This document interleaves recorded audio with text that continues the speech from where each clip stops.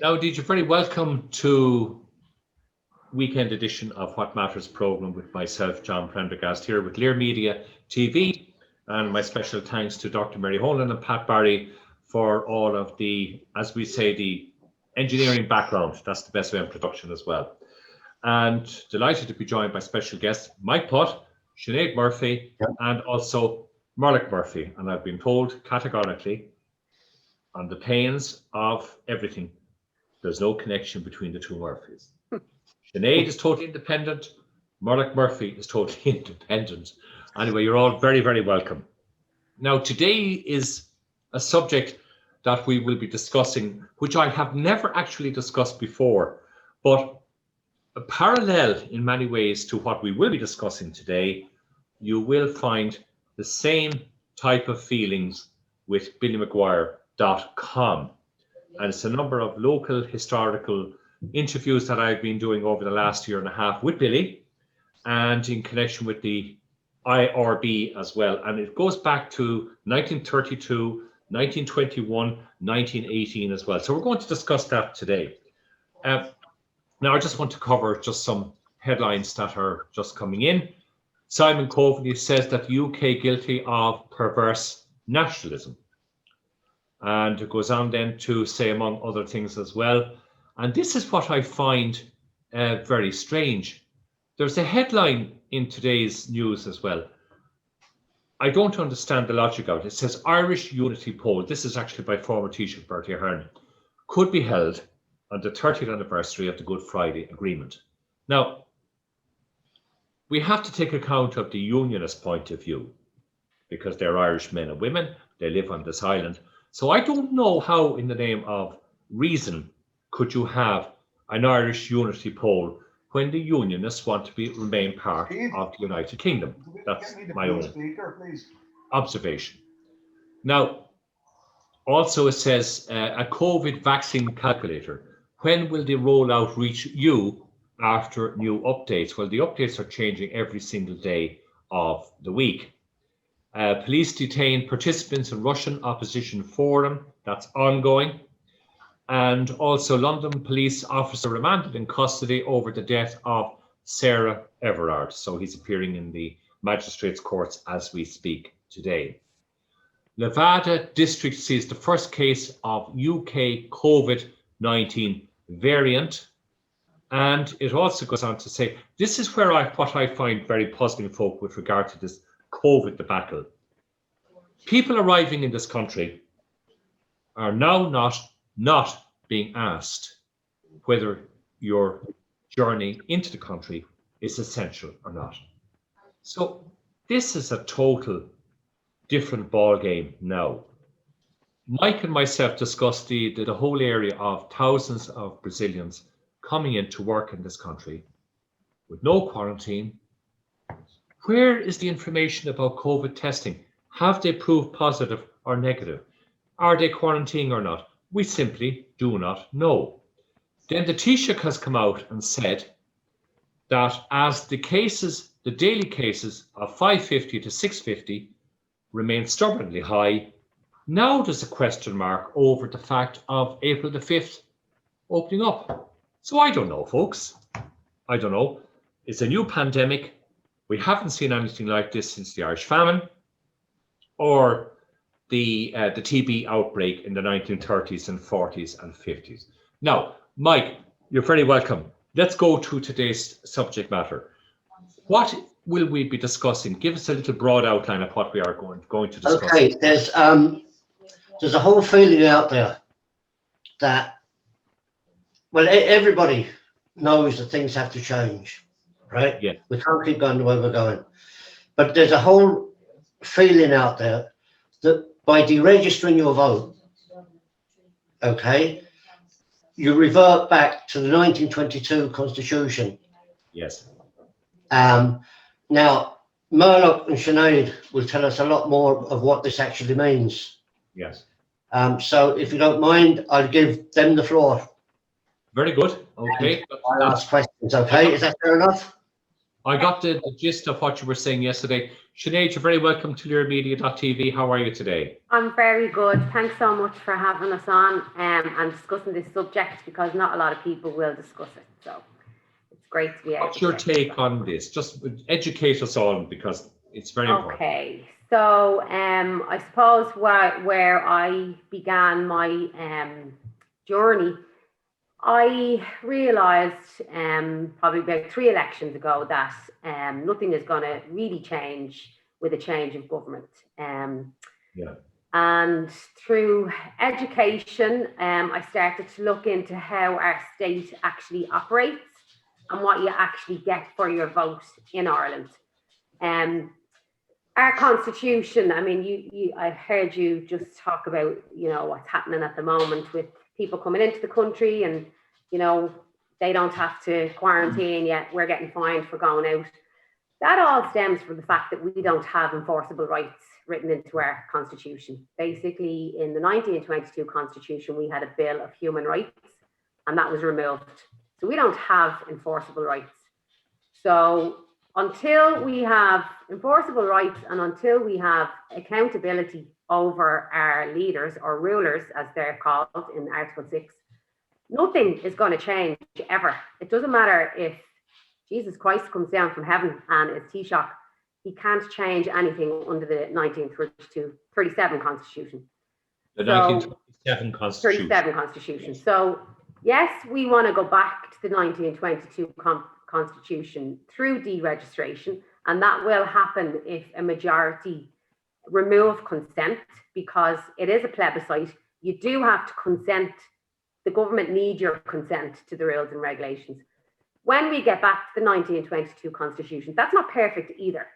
The only thing is it has more rights, it has more protections for us. We actually want a new constitution. We want a Bill of Human Rights. We want accountability over our leaders if they do wrong. We want our natural resources back into our public hands. There's 30 odd articles that were removed from the 1922 Constitution when De Valera promised that he was only going to remove oaths to the crown, when he removed a lot more. And the people were duped back then and were still being duped. Now we're being hoodwinked, we're being guilted into thinking that if you don't vote, you don't care, when it's not the case. We need more protections, and the constitution that we have now does not afford us what we need. See, Can I ask a question there, Sinead? Yes, Mike, yep. How do you know when 51% have deregistered? Like who's going to tell us? Yeah. What, do you know what? That is an obstacle that we will have to overcome, because the county councils hold the numbers and we don't have jurisdiction over them. So they were formed before the state. They were formed back, I think, at the time of Henry VIII, to be honest. So my answer to your question is that's something that we are working on, whether it be, and this is probably going to sound really ironic, but we're going to have to come up with some sort of a register ourselves to see who has deregistered, because the government aren't going to give us that information, the councils aren't going to give us that information. But that's not going to stop us. We get so many people that will bring up that whole 51%. That's not what deregistration is all about. Deregistration is about removing consent, and that's an individual choice. I can't make anyone deregister. The simple question is, do you consent to how we're being ruled in this country without accountability? Or do you not? Oh, I don't know. Well, that's a good point. Let me put that very point then to Mullach. You're very welcome. Great to have you with us today on Lear Media TV. Now, what's your view on all of this that you've heard from Mike and Sinead? Yeah, well, I think the clue is in the name. You see, it's the devil era institution, and it is a slavery by contract, and I'm not interested. If it requires my consent to be a slave, it doesn't interest me. So no, thank you. That's my personal choice. As Sinead, I can't make anybody deregister either.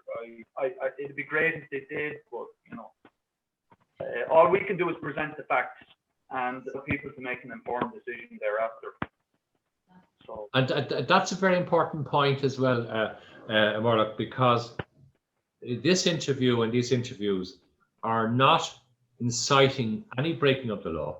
They're not inciting anything to anybody or violence or anything like that. That is not the question. The question is, and it has started in this country, starting a conversation. It has started because I was listening to, I didn't always agree with him as a politician, Senator Mike McDowell, but I'll tell you something, what he is coming out with is a hell of a lot more common sense than a lot of our politicians are talking about up in Dáil Éireann, because he is saying that people are not going to put up with any more beyond April the 5th. They're tired of it, they're fed up of it, the mental health is suffering, their living standards are suffering, and you know, he's actually more or less agreeing with what you're saying. People are starting a conversation now, and this is the whole point of the exercise. You cannot thumb down people and enforce your rule of law when it's against the very basic human nature. Am I right, Mullach, on that? Well, consent, they can do as they bloody well please, unfortunately. You see, what happens is they force policy using the consent of the electorate legally. So you might to me, oh, I don't consent, and that's good, I believe you, you don't consent, but it doesn't matter what you think and it doesn't matter what you think. It's written on paper that you do consent. Article 6 states that all power derives from God through man, and you have the right to vote for your rulers. Slaves have rulers. You might argue slavery is abolished. That's correct. It's been lawfully abolished. But slavery by consent is legal. And that's the reason why the Dara contract was enacted by plebiscite. It couldn't be enacted by referendum because referendum is lawful. And this is our strategy to reverse the situation, because plebiscite is reversible lawfully. As Sinead pointed out, it requires consent of the majority. So I don't care if nobody else deregisters. There's no way on this wide earth of the earth that we're signing up to that contract ever. Yeah. Right. Let me just make a couple of points there, right? You're both deregistered, but you're still having to do everything that the government says. That you have to, no, but just bear with me a minute, right? You have to get past that 51%. Now, the majority of Fine Gael, Fianna Fáil supporters will not deregister, right? We have untold numbers of new Irish coming in that love our government and will vote for them. So how do you get beyond that? Can I answer that, Mike? Yeah. You're missing, well, not you're missing the point. You're probably understanding where I'm coming from. Okay. It's an individual choice. We have to forget about the 51%. It's about educating yourself. So if you have kids, you teach them about consent. You would never teach them to consent to something that would harm them. Yet we do this. We are consenting to a document that gives us no rights. So regardless of whether the 51% deregister or not, I don't consent. And if I don't see it in my lifetime, I'll spend my life educating people. So maybe it'll happen for my children's lifetime, for their futures. I'll always advocate educating yourself on the state. People in Ireland think that the government represents them. They think that the Constitution protects them, when it doesn't. It does the opposite. The government, when they're elected, they work for the state. They don't represent the people. They only need your registration. They don't care who you vote for.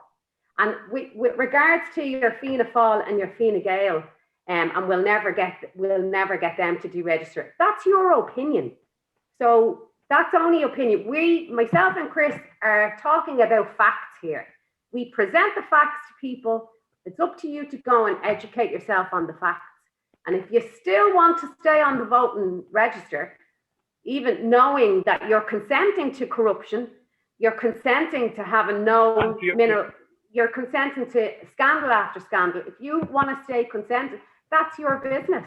We can't make anybody deregister. That's a very good point. Mullach, there was an item there which is causing a lot of stirring in public opinion, that we are actually paying in Ireland, 26 counties, 4 million people are paying the highest mortgage rate interest in Europe. The highest we are paying. So it ties in with what Sinead is saying, because we are slaves in many ways to a system that is not socially justified for every man, woman and child. When you have evictions, people sleeping out in the streets, when you have high interest rates, it's all a very, very corrupt system. And unfortunately, and sadly, we don't seem to have ministers, men and women, that will try and change it. What they'll do, like in budget time, they'll tinker around the edges with figures here, figures there, trying to dupe us. And then you have the likes of RT spending a whole day analysing, 2 days actually, analysing God's gift to the Irish taxpayer. It's utter nonsense. What do you think? I think that it doesn't matter. As Sinead pointed out, as the supreme example as to why you would be wasting your time waiting for any knight in shining armor to come and save you. She used Jesus as the supreme example. The de facto state is divided into 3 parts, and 2 of the parts are what we know as the permanent government. That's the judiciary, which I think people will admit is a little on the corrupt itself, and then you have about 400 senior servants to do the legislative branch. So that's the permanent government. So there's nobody that can ever come and save you, the system, because whoever you elect is not only 1/3 of the state, but they almost sign a contract to the permanent government stating that they will uphold and fulfill judiciary duties to the state, not to the people that elected them. So it's absolutely futile, complete waste of time. And I've got a very bitter pill for everybody to swallow here today that is registered. You don't only rule this, I think, satanically corrupt state myself, but you don't only rule it, but you're also legally deemed to consent from a policy. I don't know anybody that does, really, in the circles that I move, but they do. And you too, if you're registered, you're doing this crap show. If we are registered on the register of electors, we're tuned into that system. The only thing is that when election time comes, there's an awful lot, from the last 2 elections, I followed them, an awful lot of don't knows, spoiled votes. It's increasing. It doesn't matter the government or the majority. It doesn't matter who you put in, whoever you elect. We just say like that, oh no, just say Sinn Féin get in. Sinn Féin have to sign a contract to the permanent government to uphold their policies. And if they don't, you don't get the job, and that's it. You don't get your seat for AV train unless you sign the contract that you're going to work for the government, not for the people that elected you. So there is nobody that's ever going to come and save you. So no, that's a very good point. And Sinead, so therefore then there is no independence. No, really? but you know, it's not who you vote in, it's what they're voted in under. It's the rules and regulations that they govern under that needs to be changed. Yep. And I think when you see it, you can't actually unsee it. They, like all the promises, you follow elections, they never uphold their mandate, ever. Look at the and we've no way of it doesn't matter, we've no way of holding them to account. We used to be able to in the 1922 Constitution. We can't now. Our voice has been taken from us. No, that's a very good point. Can I just ask a question? Mike on that now in a minute. You hit the nail on the head there, because if we look at the Greens, right, Eamon Ryan, the present leader of the Greens, stated categorically that he would not absolutely sign up to the CETA agreement. That's the Canadian Economic Trade Agreement. Why? Because our judicial system will be overridden by CETA. If there's a dispute, the judiciary have no say, we have no say, we lose powers. Now he's siding with it because of money, because of all of that. That is the reason. Now you have a revolt with the some Fine Gael and Fianna Fáil members and the Greens that are saying, no, we're not going to sign this. So the duplicity and the insincerity is woeful in government circles at the moment. But I will qualify my point on this, and Mike knows my feeling on this. There are very genuine, good men and women in all parties that want for the good of this country and its people. But as Monica has said there, quite rightly so, the whole system is wrong. The system is totally wrong. Mike, what do you think on that? Yeah, you're right there. I just want to ask Mullach a question there. We had a telephone conversation recently, and you explained something about the why the government can't go after the banks and institutions that were formed. Was it pre 1937? Any institution formed before the de facto state is a legacy institution. Therefore, the state has no jurisdiction over any legacy institution. That includes the Irish rugby team, by the way. Includes insurance companies as well. Yeah, churches, yeah. But did any of you spot something, or was it my just negative mind? Of course, we're delighted to see the Minister for Justice expecting her first child, I think it is, and the very best of luck to her. But did you notice something, what was done? In the normal course of events, a minister in that situation would resign her seat, right? In the normal course of events. So what happened very cutely, very smartly, Leo Varadkar, Minister for Justice, and the Taoiseach did a photo presentation outside the department. So Helen McEntee all of a sudden has 6 months paid leave for maternity leave, fully paid up by the taxpayer, With consent. and replaced by Heather Humphreys. So we're talking about cronyism here. Jobs for the boys and girls. Sure, that's all wrong. If the rule says you have to resign, you have to resign. And that's it. They have consent. Do what you want. You have consent. It's on paper. Irish are paper courts. They're courts of precedence, and they have consent from the nation. They can do what they want. They can do anything they want. That's what they're doing. Yeah, Exactly. we've no mechanism to hold them. We have no mechanism to hold our leaders to account. And until we have that, nothing changes. That is the simple truth of it. That's what I want. You know, I'm just saying. Can I just say? Sorry, Mike. Mike, sorry, do you want to say something? Sorry, go ahead. Yeah, I still have this thing. We can take away our consent, we can deregister,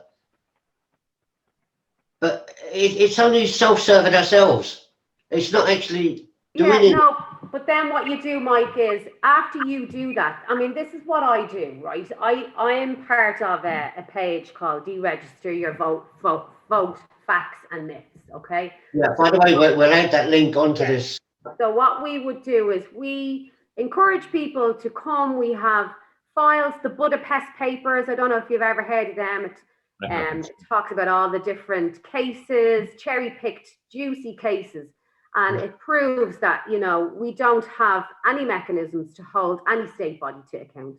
We have the actual constitution in the files. We have posts, educational posts.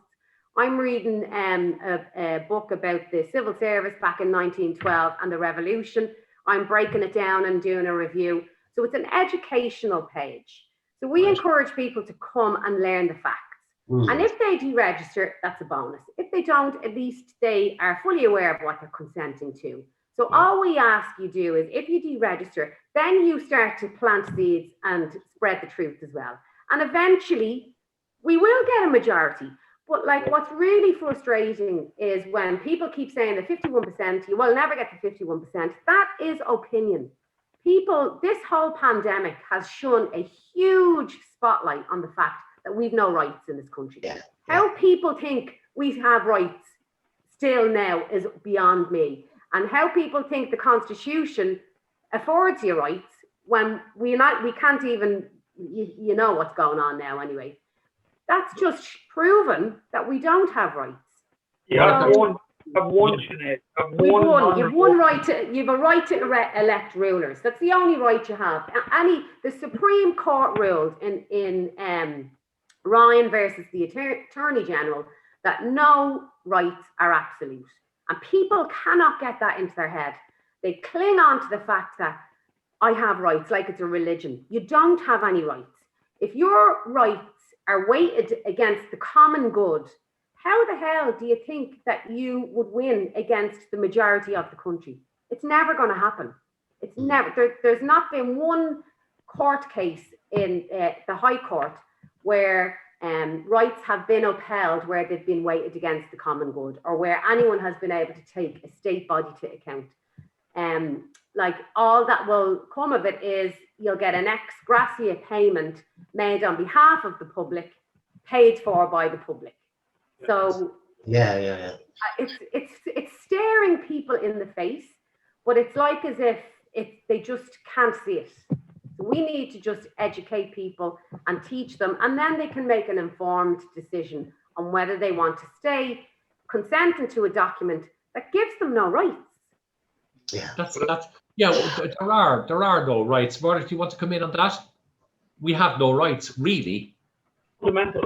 You have fundamental rights. They're legal rights. They're revocable if deemed to be in the interest of the state. So you have no rights technically. They're legal rights, fundamental. They're not absolute, non-revocable rights. They're not lawful rights. They're not enforceable. They're not enforceable. Mike, you want to come in on that? Well, I don't really want time to think about it, to digest what I'm after hearing. I'm kind of gobsmacked, to be honest. Yes. It's a bit of a mind boggle, I have to say, but once you do see it and once you understand it, it's so plain and staring you in the face. How, in the last nearly century, have they gotten away with what they've gotten away with? How? Because of the rules and regulations which they govern us under. There's no mechanism there to hold them to account. And until we have that, nothing changes. And the state schools are the real people that have done a heavy brainwash program on the nation. And we all know that going through school, how much you were brainwashed into thinking how hard our wonderful forefathers fought in against all odds to give us the privilege to vote and all this. They fought the nation so that we have a 32 county de jure constitution where we would be a real republic because we would be served as supreme power. We would have power referendum. They didn't give us a 26 county de facto regime. So the state schools have a big part in the brainwashing. It's something that I learned, folks and viewers, from my interviews there with Billy McGuire, and I never knew it. And a lot of our own history, by Christian brothers and other defunct people, if I can call them that, was airbrushed because it didn't suit the narrative of the day. But in 1918, the British government of that time called an election, a 32 county election. And out of something like 120 seats, IRB Sinn Féin won 73 of those seats. Some others then, and the Unionists as well. All Ireland election, 32 county, called by the British government. And what did our own lads do? Buried it.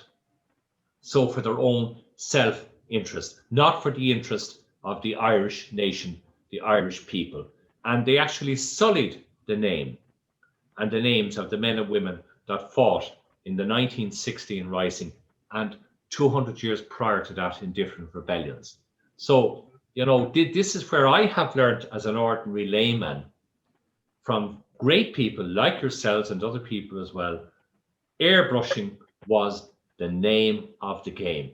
And hence, in the 20th, 21st century, we're nearly having the same again, because if you look every night, well, I've actually switched it off. I just don't even bother looking at the news anymore. But last week, I found my blood pressure was rising. I had to get tablets to bring it down.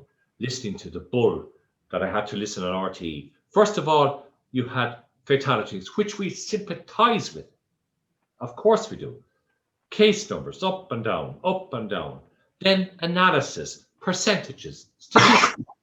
And you are right. It's actually trying to control the minds of the people through NEFIT and the government. And I strongly, personally object to that, because the people that are sending these messages out are not proper broadcasters. They're only agents of a system that is not for the Irish people. That's my personal opinion. I'm not talking about Lear. I'm not talking about any of you good people. That's my opinion. But Mike, just to conclude all of this, because this is, again, mind-boggling, the whole thing. People need to go on these links to find out, to learn, as Elizabeth and Mark were saying. And we'll be giving those out. But can you just give one or two links there, Sinead and Mullach as well? The name of the page, is it? Yes. Yeah. Okay, so the Facebook page, it's a completely educational page. You know, I really want to stress that we're not a campaign to deregister. We're more about educating yourself, and so you can make an informed decision. And it's called Deregister Your Vote, Facts and Myths. And we're there. You can ask us any questions. It's a complete open forum, so you're more than welcome to join. That's very good, Sinead. Mullach, how do you feel in all of it? Yeah, I myself, I'm a member of no group. I'm an arm of no body. I look on myself as sort of a maverick renegade. And I advise everybody to visit that page that Sinead is an admin of, because it's an information page. It's just there, go to the file section, you know. The admin, if you have any questions thereafter, you probably wouldn't need to ask questions. Well, that's it. But the conversation is now has started 2 years ago. It's going on because people now are questioning NEFIT, the government, the sincerity, the transparency, and by God, the accountability. And without mentioning any names, no. But I had asked Mike if he could, in some sort of a polished professional, to come on here and debate against us on this matter. Yes. But you know what? They tuck tail and run every time you challenge them. They also block us off their pages. Yeah, but all names here. They just will not question. And it's a disgrace. And I tell you what, they're guilty of treason for that. Well, they're guilty of leading people up the garden path. That's for sure. They're part of the system. I'm just an average. I'm just a regular guy. Like I didn't go to these colleges. I haven't trained to debate professionally. Yes. And I'm challenging these people to come out here in the open and debate this subject with us. But look, they will not. All of you out there. They will not. The best I can get out of them is do it later. Busy now. Our broadcasters, Twinkle T, Twinkle Do, our broadcasters overpaid. Why aren't they having the relative objections to NEFIT and all of this on air so that people can make an informed decision? We don't have third level education, at least I don't. I don't need it. I don't want it. But I'll speak from my heart and my mind as an Irish Republican. Simple as that. I know Mike now is going to start calling me from now on a maverick renegade. I can see that coming a mile away. Thank you, Mullach, for that. But I am just saying. I graduated, you know. I know. But we're all qualified in our own way, because all we want to do is to see people that are justifiably treated and not downtrodden and waylaid. But accountability, it's all very well, like Mike, Davis stockbrokers being hauled up there in every left, right, and centre, rightly so. But what about the politicians and the people in state bodies? One of them that got an increase, a salary increase of 81,600. If that isn't a slap in the face to the ordinary men and women of this country, I wash my hands. Mike, what do you think of that? Yeah, well, myself and yourselves have spoken about the corruption and the ineptitude of our system for a long time. And to be honest, what Turlock and Sinead are talking about makes a lot of sense, I have to say. Yes. No, seriously, I was reading your breakdown of the civil service. I was actually reading it last night. And fair play to you, like you're. Tell you what, Mike, I do put as Chris said, the difference between the likes of myself and Chris, we have no hidden agenda, we have no political influence. Exactly, I don't have a GoFundMe page set up to go and fight for your rights. I never will. I educate myself, and Are you having a dig at somebody there? Sorry? Are you having a dig at somebody? I won't name any names, but your rights don't come with a price tag. You know, you can only go and get them yourselves. Nobody can get them for you. And if they're asking you to throw a few bob on a GoFundMe page, well, they're talking through their backsides, to be honest with you. But those posts help me learn too. And, you know, the comments we get from people on the page, we learn from each other. Yeah. So the very fact that I'm willing to do this, hand on heart, till the day I die, because I'll do it for my kids, because I believe in it that much. Yes. I just think that speaks volumes, because I'm not going to earn anything financially from it. Whereas, would a politician be, you know, so willing to give up their time the way we do? I don't think so. No. Yeah. Not at all. Your time is your most valuable commodity, by the way. You know, and here's like giving our time. You know, and anyway, I always see it like this. I would love to see, and I do, it's my opinion, as Sinead says, opinions are, you know, they're irrelevant. It is my opinion that this is absolutely possible in the digital age of information to happen in my lifetime.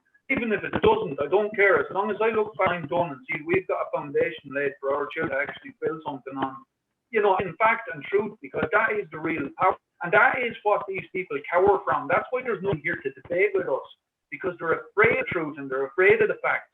They don't want us to shine this on them. And Pat Rabbit told, you know, you have to tell lies to get elected. So That's right. I think just one other thing there. You said there's some good people there in the system, you know, that would dearly love to help you. Well, I call those good people well-intentioned idiots. Okay, nice people, but they're well-intentioned idiots. So sorry. I mean, if they don't know, if they don't know how the state works, they shouldn't really be in politics. They're either telling you lies or they're extremely naive. Yeah. So I mean, we did an interview before, and there was a councillor on it, and he explained what it was like at a council meeting. He got asked to leave for asking a budgetary question. Yeah. So why are we voting for these people? Why are we paying a wage to these people if they can't even ask a question? They're asked to leave a meeting. But you know why? Because we were brought up in the system as young people in the 40s, the 50s, the 60s. Yeah. We were melted into the system. My uncle would vote Fianna Fáil. He went out this way. My uncle, you know, and Civil War politics. And you know what the biggest mistake in this country? Again, my personal opinion. A very bad mistake for Fianna Fáil and Fine Gael to go into government with each other. Because you have, it's laughable actually. I was listening to a great broadcaster on RTÉ today, Katie Hannon, and she was interviewing Professor Scally about the COVID and Senator Michael McDowell. But there was another TD whose name escapes me on. But he said you have the Taoiseach and the Taoiseach tripping over each other to try and get statements out and one outdo the other. So that is the childish mentality that is there, that's running the country into a national debt that is spiraling out of control. So you and I and all your children and their children and their children will be paying for the next 30 or 40 years. They'll be dead and gone. They don't care. Yeah. Yeah, but it's those politicians actually only acting because they take orders from the permanent government. They're not their opinions. They're told what. They're bad actors, is what they are. Well, we can see through them. I mean, That's it's what they do. They come out and say it. Do any of you know this? You're Okay, Pierce Doherty is a very. Charlotte, sorry. I said Pierce Doherty, for example, is a very good actor. Well, I don't know, but can anyone explain to me out He there? fools an awful lot of people, like, you know, they say, oh no, but he's good, like I ask. I'm sorry, the line is a little bit wobbly, Charlotte, but can you continue? Sorry, I didn't get the question there, John. No, you were saying something about Pierce Doherty. I've asked the question continuously to Pierce Doherty because he says to people, vote for me and I will jail bankers and I will sort out the insurance company. And I asked Pierce, how do you intend to deal with legacy institutions with zero jurisdiction? And all we get is tumbleweed. I just get ignored and ignored and ignored. Yeah, you see, they all run from the hard questions. That's the fact. Do any of you know? I'm just sort of thinking of something here. Maybe it's something out of the Harry Potter magical films that we so love in this country. But what is a junior minister? And then what is a super junior minister? Are they Batman flying around or Superman with capes? I don't know. It's just a drain on the taxpayer is all they are. It's all. It's just a drain on the taxpayer. Jobs the boys. And a super junior minister, like, I don't know. It's like it needs an overhaul. It needs an overhaul, and it can't it can't be done under our constitution. That's the thing. We don't have any power under that constitution. Just one other thing there. Yeah. Just to clarify, hundreds of thousands of people don't bother voting because they're just sick of it, but they're still registered. So not voting as a protest actually doesn't work, does it? No, it's not. It doesn't matter. They don't care whether you vote or not. They don't care who you vote for. They just want you registered. And that registry is actually so corrupted as well. There was an article a few years ago, and it came out after the census, and the electoral register is about, I think it said it was 500,000 more on the electoral register than there was in the census. There's dead people that get voting cards, there's people that get 2 voting cards. They're happy with that because it's totally inflated, and that's adding to their numbers. So that shows you how corrupt it is. But the American election, the amount of dead voters that voted for Biden. Yeah. yes. That happens here too. That happens here too. I know. Cast their vote. Yes, I see. Now, to bring this right back then to the nitty gritty, to wrap this up. The 1927, Sinead Murphy, am I right in this now? 22. 1927 Constitution. 37 or 22. Sorry? The 37 Constitution or the 22 Constitution? Right. Yeah, not 27. Now, which one? Sorry. So we're governed under the 1937. If we remove consent by majority, it by default goes back to the 22. Right. Now, in the 1922 Constitution, when it was formulated, gave people more rights. Am I right in that? We had a Bill of Human Rights. And we had a Bill of Human Rights in the 1922 Constitution. Turlock. No. The 1922 Constitution, in fairness, was kind of foisted upon the nation under the genocide, actually. You know, as you were referring to earlier, the gentleman that is Billy McGuire and the IR and this story, we had a jure constitution, but the empire decided that, lads, you can't have that. Look, you'll have to take this, or else you're going to miss it. So they had to take the 2 constitution at that. But I think what the point Sinead is making and I'm making is when you compare the 37 with the 22, it's a no-brainer. The 22 is a much better constitution for us. And we have our power of referendum and our non-revocable right. And we have at the same time, Mullach, we want that redrafted as well, because it's not a perfect document either, but it does give us more. It's not perfect. It's not. But we have to reverse the situation that we're in at the moment. The wonderful moment is just, it's diabolical. I have witnessed nothing but treason all my life, and I felt it. I realised that I was the one fueling it. That was the biggest shock, and that's what, if you guys can comprehend that today, John and Mike, you guys are the ones that are fueling what you're giving out about. You're the ones fueling it. It's your power. That's where the power comes from. Yes. To abuse your fellow man. It comes from you. Yes. That's a very good point, Turlough and Sinead. I've learned so much from the two of you and Mike today. Final word, Mike, just for people to start the conversation, go to the page, educate yourselves, and make your own mind up. Nobody is going out on the streets with hooliganism or protesting or, attacking Gardaí or anything, who are there trying to do their job, God love them. But this is a sensible, mature, educated conversation. Sinead. It's actually the best form of civil disobedience, and all you can do it from your couch. All you have to do is send an email. You don't have to go into town and bang pots and pans. Exactly, but you don't have to go and abuse people. Now, just another question there. If, and again, I'm going back to this 51%, right? But if enough people deregister, what actually happens? The government doesn't fall, does it? The government stays the same, but they just, does it automatically happen? Reverse to the 1922 Constitution. The government's still in place.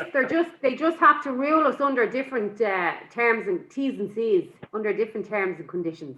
And I guarantee you, if that happens, I guarantee you, a lot of them will probably look for different employment, because if we have reins over them, reins over their expenses accounts, if they don't perform, we can sack them. I guarantee you. I find that actually gross, because to think that with a pandemic, people homeless, people out of work, even with the pandemic payment, it still falls short of a lot of the basic wages that these people were on. And another thing I have a gripe on, a very serious gripe on, is the fact that we get these sort of statements coming out. Billions and billions are on deposit in our banks, and we've never had such greater wealth in this country. Such absolute nonsense. The financier told me the other day, he's objecting to these statements by the broadcast. They're all orchestrated for a particular reason, coming from a particular source. But he says people are on mortgage breaks, loan breaks, commercial loan breaks. All of that money is going to have to be paid back. It's as simple as that. So will people cop on? And in the people at RT, you should be ashamed of yourselves bringing out, like Ray Darcy yesterday, with I think his name is Brendan Pope at the Irish Times, saying the economy is going to bounce back and we're all going to be great in the second half of the year. I find that objectionable and disgraceful and an insult to the Irish people. That's my personal view as well. Can you hear me? That's it. Mike, thank you so much indeed for joining us today. I promise you, I won't call you a maverick renegade. I think after this program, a lot of people will have a different aspersion on my name. Sinead, it's been lovely talking to you. Lovely talking to you guys. And we will see how this goes, and we will keep a program connection with you for the future. It's very important. Turlough. Could I just ask if you can, in the meantime between this and can you somebody to debate with us? We wanted this subject. I was hoping I could find somebody here, one household names, on a name, and they know. I'll find somebody. There's a couple of pages out there that are advocating the 1937 Constitution. So if you got an admin from that page and an admin from my page, and we'll go head to head. and we'll see what happens. That is certainly. We can work on that. Let somebody out there. It's an open invitation. There's no hidden agendas in this radio station. Thank God. It's open agenda at all times. A platform for people to express their point of view. Yeah. Once it's not offensive, once it's not slanderous or defaming or insulting anybody, no matter what state or public office they hold. That's not our way here. But for the moment, lovely talking to you, Sinead. Lovely talking to you, Turlough. And we will, of course, be in touch with you again very soon for a massive head-on debate. Definitely. I'll find somebody. Even if I have to go to Harry Potter, I'll get them over. All right. Lovely. Have a lovely weekend. Bye. Thanks very much. Matters program. And we hope that, again, we have sort of opened up the whole agenda, the whole debate, conversation about what people's rights are. So we need to take this a step further, folks. And we know that you want it as well for your children and their children's children. So from myself, John Prendergast, my special thanks to Mary Honan and to Pat Barry from all of us here at Clear Media TV. Do log on. Great programs on the way from all of us here. Go to Mullach Market, August Slaughter. Thank you.